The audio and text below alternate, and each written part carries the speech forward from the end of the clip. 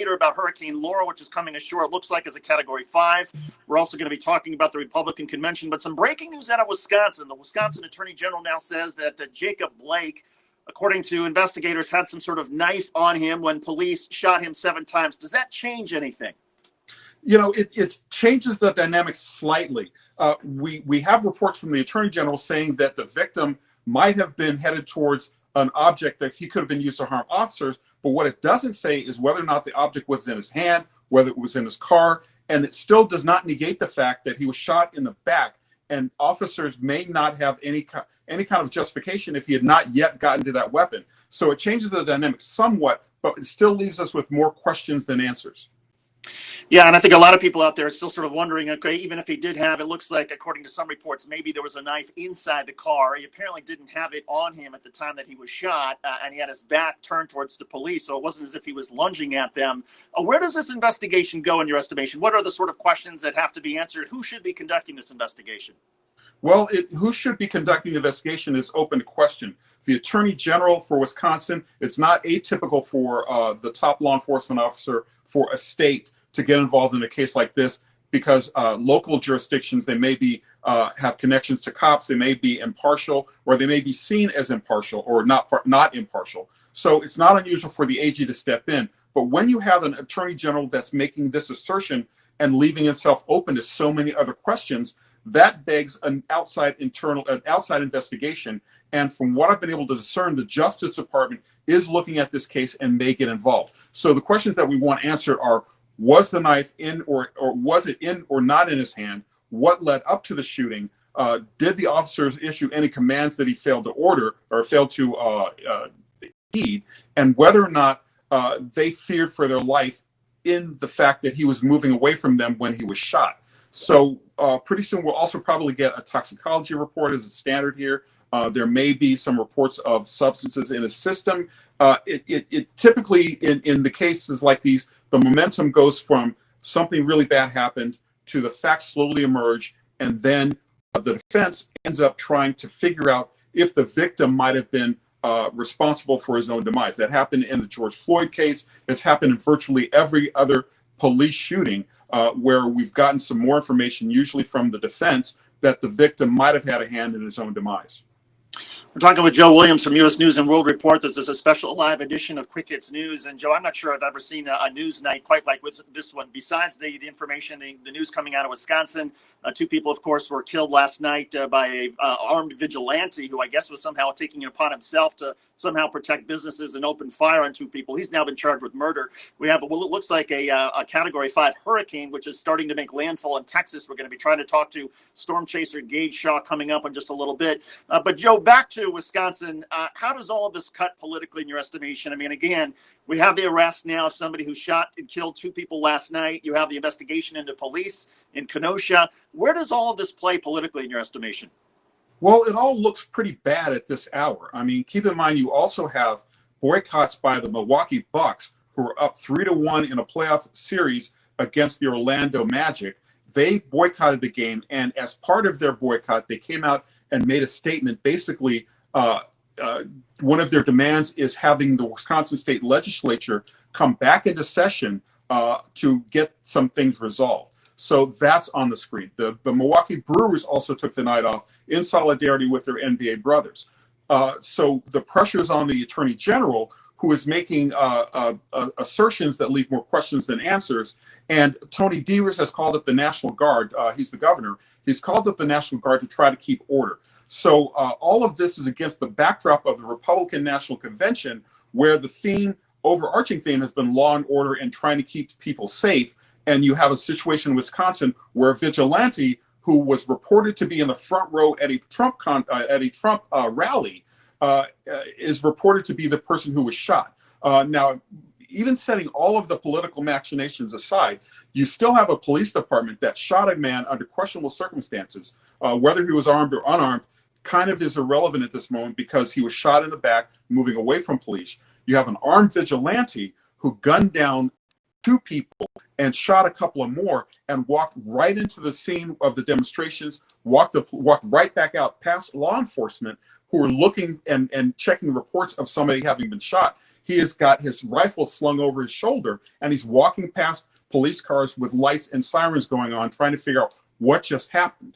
He wasn't arrested until a day later in his home when everybody saw him walk past with a gun. So at the very least, it's tumult, confusion, and some really bad optics for the Kenosha, Wisconsin Police Department, and a big headache for the Attorney General.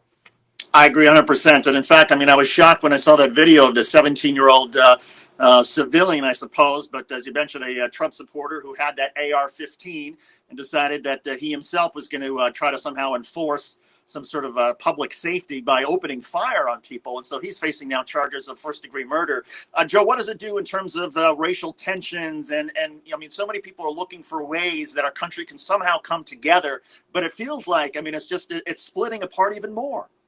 Well, if you want people to come together, what's happening in Kenosha is exactly the opposite of that. Again, you have official conflicting accounts that raise more questions than answers. You have demonstrators who largely were peaceful being opened fire on by a vigilante who was a teenager who was closely tied to President Trump, or at least was a huge fan of President Trump. So what we also don't have is some kind of national figure who can issue a message of calm or healing. Ordinarily, in these circumstances, the president would take to the microphone, would say, call for calm and order, and would say, we need a moment to take a breath and figure out what all the facts are. And I call upon the nation to come together, stand citizen next to citizen, and let's try to work it out. We don't have that. As a matter of fact, we have the opposite of that in President Trump having a rally, and the rally is dialing up the paranoia to almost 11 in some cases, where you have people talking about hordes of inner city people descending on suburbs and ruining their way of life, bringing crime, violence, and drugs. So we don't have a moment of healing. We probably won't have a moment of healing for quite some time to come. Yeah, and I would say the tensions perhaps get even worse. Never mind President Trump, but there's Mike Pence on this day giving his vice presidential speech from Fort McHenry, which, of course, was where Francis Scott Key saw the American flag waving during the War of 1812 and penned the Star-Spangled Banner. So for everybody who wants to sort of protect the flag, the symbolism couldn't be clearer from Vice President Pence. And yet, you know, one of the reasons that, Black Lives Matter and everything sort of took off was when Colin Kaepernick took a knee during the Star-Spangled Banner to try to bring attention to the racial injustice in this country, the lack of equal opportunity. And so here we have a night where there's the vice president and president waving the flag, literally. There you have the police department in Wisconsin, which apparently is on one of the videos, according to Brett Walker, who writes and points out that there is this video out there of police handing out water to some of the gun-loving people who were trying to help somehow police, I guess, by opening fire.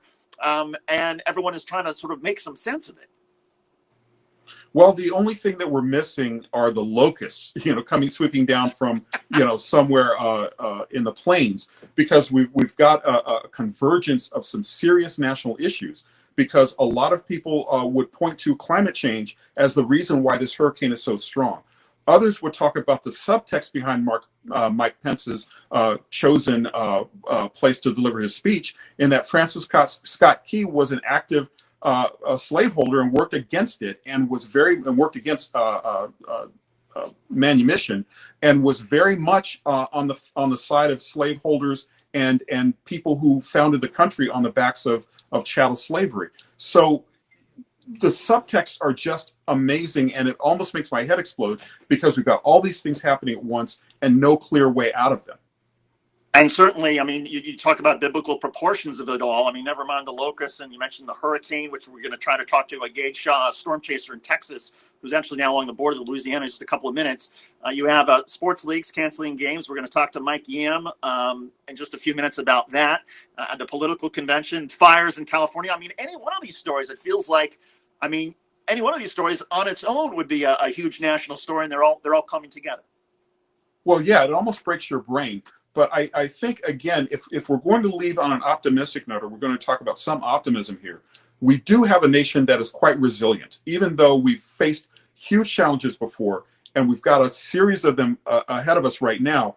There are ways that we can get out of it, and that's relying on one another. There was call for volunteers for cleanup duty, because they're going to need it down in Louisiana. In Wisconsin, there are some very good people who are trying to mend fences and come to a reasonable conclusion out of all of this. So things look dire. We've been in dire places before, We're in one right now, and it's going to be difficult to get out of them. But if past is any prologue, we will find a way, and we will manage to get past all of this. It's just going to take some time, and it's not going to be very pretty before it's all over.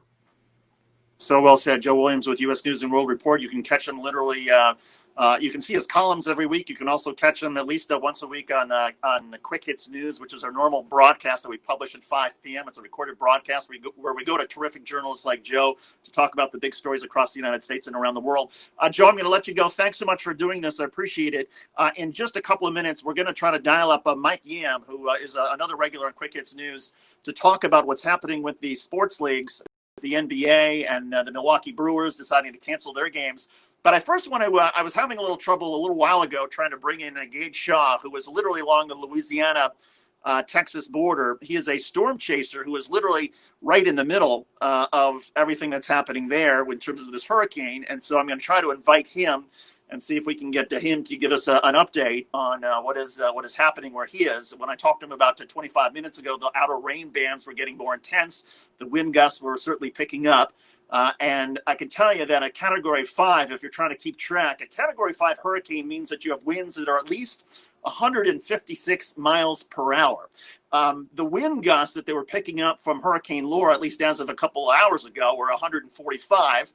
And with projections that it was going to get even stronger, perhaps 150, 155. So you're getting right up to where that Category 5 designation is. The other thing about a Category 5, when you have such strong winds that are coming through, it literally picks up the water, makes a giant wave of water that pushes very far inland.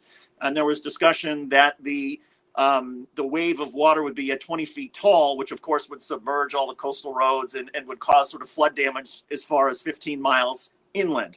And that gets you to some places like Lake Charles, Louisiana, where we believe Gage Shaw has moved to try to be in the center of this storm. He wants to be there where the eye wall is so that he can take a pressure. Gage Shaw, are you able to hear me? And he may not be able to hear me. So you know what I'm going to do is let's do this. Let's switch gears. And let's try to go to, we'll check in with Gage Shaw as soon as we can. Part of the trick with using this technology is that you got to have a very good Wi-Fi connection. And you can imagine what's happening to electricity and power when you have winds that are kicking up to 60, 70, 80 miles per hour, as they've been doing now along the Texas-Louisiana border. If power goes out at the hotel where Gage Shaw is chasing the storm, it becomes more difficult for him, of course, to get a Wi-Fi signal and everything else. So while we are trying to do this, let's bring in another guest. We're going to talk to Mike Yam, who is one of our regulars on Quick Hits News. And Mike is a former Pac-12 studio host and did the big story for us today on Quick Hits News about the sports leagues that were deciding to essentially suspend play, the NBA playoff games and others. So let's see if Mike Yam is able to pick up on this and see if Mike Yam can find us. Hello, Mike Yam. Mike, we are live. Because of how he just transitioned from one guest to the next. Great to have you on board. Quick Hits News special live edition on HAPS. Mike joins us from San Francisco. And so, Mike, it's a pretty confusing world of sports tonight. Explain what's going on. That's the understatement, David. The way things have been playing recently, I'll tell you what, I'm actually struggling to hear you. So just bear with me here. I'm going to take my AirPods off so that I can hear you. No problem. You take your time. Can you hear me okay now, David?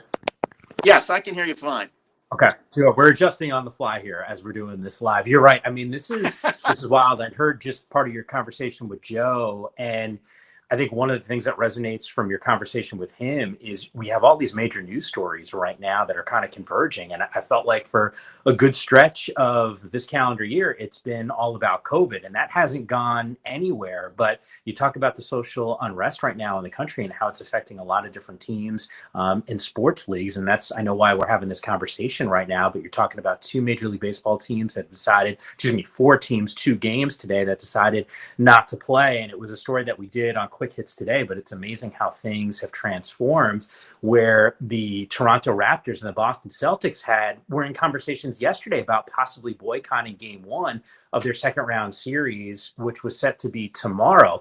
What I think is really interesting is Fred VanVleet, who's one of the guards of the Raptors, indicated, hey, in a perfect world, you'd have the Milwaukee Bucks sort of spearhead this around the NBA and say, hey, none of us are playing right now. Have the owner of the Bucks talk to the district attorney locally in that area and see if we can get some charges on the officers who decided to shoot Jacob Blake 7 times from point blank range when he was unarmed in the back. And I think now what you're seeing is obviously no NBA games today. I applaud really sort of this unity. David, remember doing a story on Quick Hits a few weeks back before the NBA bubble, where NBA players were undecided about deciding to go and play because they felt like they needed to use their platforms for change. And we've seen the names on their jerseys. And by the way, I think it's also really important to note the WNBA in solidarity with the NBA also deciding to cancel all their games today. And what I think is really significant about that is the WNBA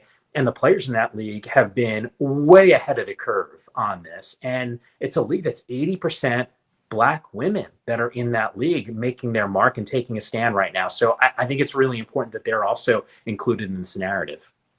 We're talking with Mike Yam. He's a former Pac-12 studio host, also one of the regular contributors on Quick Hits News, which is the daily broadcast we put out about 5 o'clock each day. 15 to 18 minutes is all you need to get caught up on the top U.S. stories and the national stories. And we also have this live component through HAPS TV so that we can talk live at other times of the day. And Mike, when you look at, again, these stories, earlier today was, okay, Category 5, likely hurricane, which is coming aboard. And we're going to be trying to talk again with Gage Shaw, Storm Chaser, in a couple of minutes. I get this message as I'm putting my kids to bed that, all professional sports are probably suspended right now, certainly some playoff games, even Milwaukee Brewers. And I didn't know, is it because of a COVID outbreak? Is it because of Wisconsin? No, it turns out it is probably a combination of both, right? I mean, because the players felt that they were taking a risk because of COVID and operating in this bubble, and they were incredibly unhappy with what happened in Kenosha, Wisconsin. Look, and I think what's really interesting is obviously it's the Milwaukee Brewers, right? It's the Milwaukee Bucks also taking this stand. And I think in some ways it was important for those organizations to really be on the forefront of this because it is something that happened, what was it? I think Kenosha is 40 miles from Milwaukee. So to me, that's a really important distinction here. And I saw an interesting comment from Ryan Braun who said, or maybe it was Dee Gordon. I think it was actually Dee Gordon who made the comment where he said, look, it was almost inspiring to see what the NBA and its players were doing, and that pushed Major League Baseball players to say, you know what, like we want to pump the brakes on this. The Seattle Mariners also one of those teams that decided not to play, and that's a roster predominantly African American.